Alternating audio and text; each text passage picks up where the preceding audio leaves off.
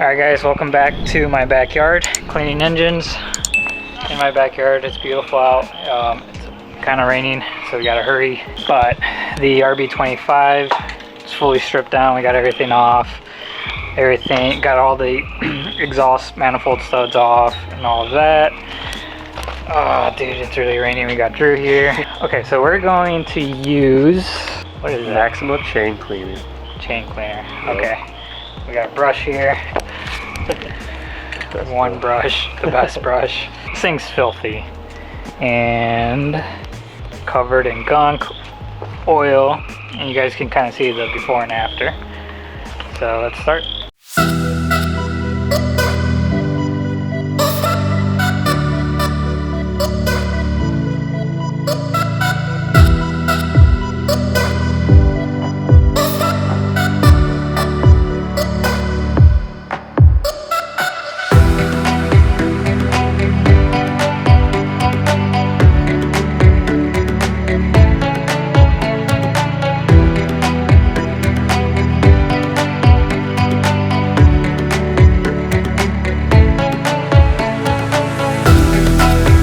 It's been the next day because we ran out of light, and here is the first, pretty much the first round of cleaning.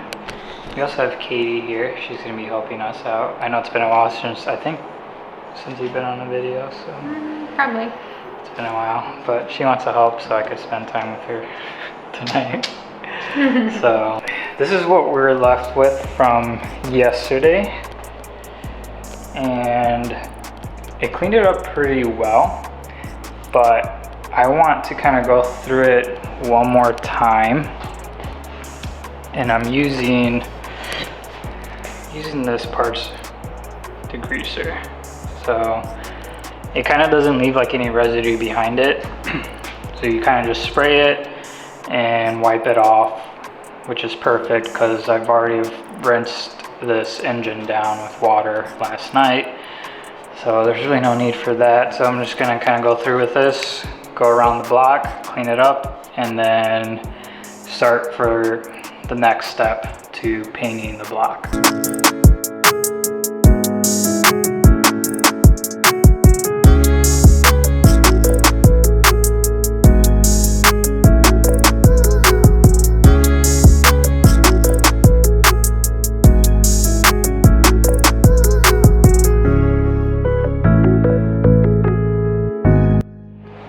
Next step is actually scuffing the block. So I have 320 sandpaper, and we're just gonna go around, scuff it as best as we can. A friend said that using a blowtorch, which hopefully like this doesn't just catch on fire. But that might catch on fire. We're not gonna go up there though.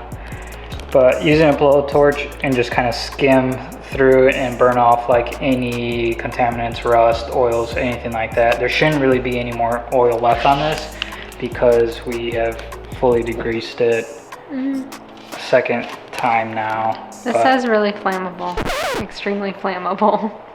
Does it? Yeah. So what if we blowtorch it and the whole thing just goes up because we sprayed a shit ton of this on? We're gonna find out.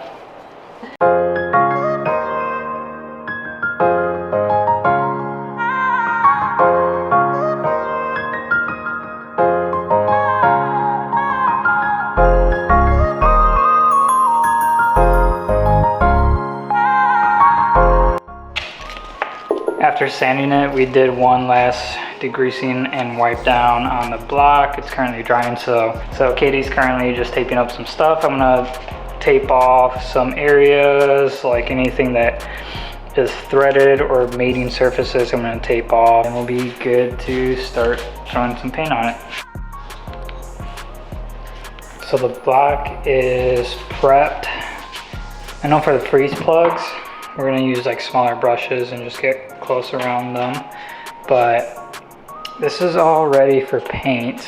And I'm gonna show you guys what we're using.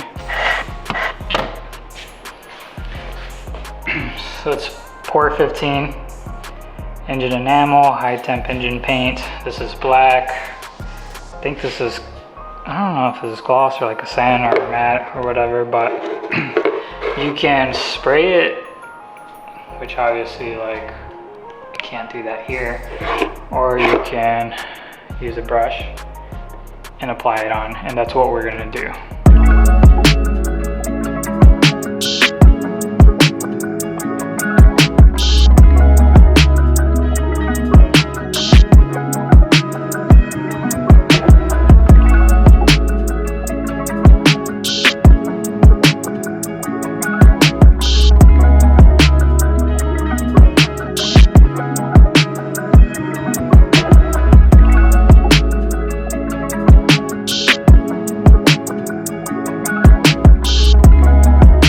So the paint is all done. It only take one coat, and the stuff is just like so thick that I'd be surprised if I would need a second. But as you guys can see, it's really shiny and wet.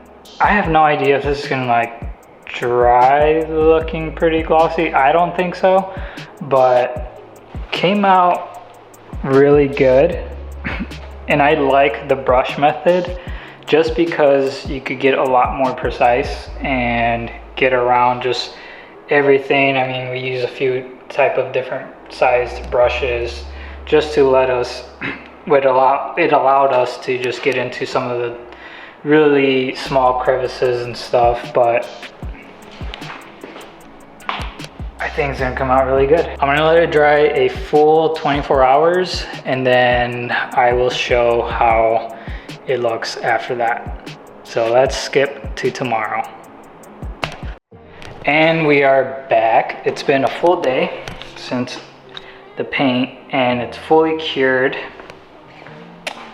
It's definitely glossy. It still kind of looks like it's wet, but it's not. It's actually like really hard. So super happy actually with how it came out regardless, because some of the things I'm going to accent on the engine, it's just going to look really good. So next is I'm going to remove this, pull the thermostat, or leave it actually in the meantime. I'm going to get this powder coated. I'm going to start pulling the covers off and then pulling the water pump out.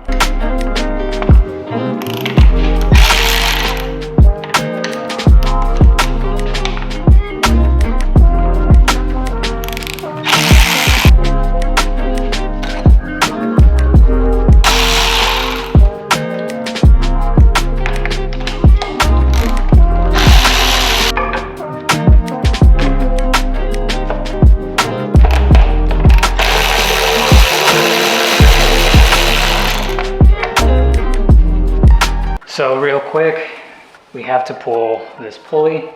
So it is a 27mm socket that fits in there, and I recommend using an impact. You could potentially just end up spinning this. So I'm gonna use impact, and hopefully it comes off easily without having to use a pulley puller. So let's find out and see if today's my lucky day.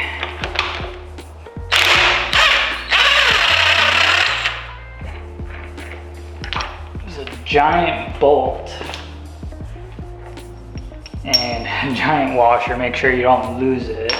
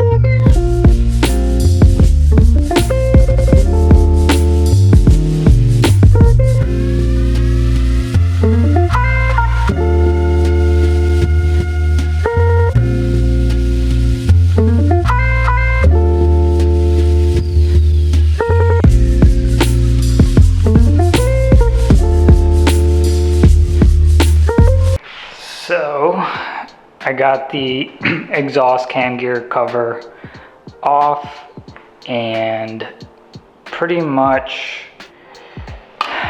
I want to get a timing, like a cam gear lockout kit tool or something, so that when I undo the tensioners, they don't spin on me, and I could easily do the water pump and whatever else. And then once I am done, easily just put the belt back on and everything is timed for the most part.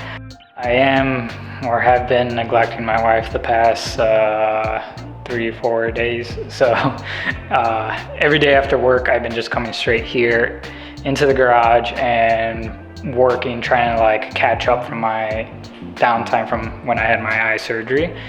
By the way, everything went well, and so far I do not have double vision, so if it stays like that, I will be so happy. Anyway, we are at a good stopping point for now. Next video will be finally hopefully installing some new parts on the engine. I plan on pulling the head and doing the head gasket with the RP head studs, throwing on the new covers, hopefully new water pump by that time and all of that, but we'll see.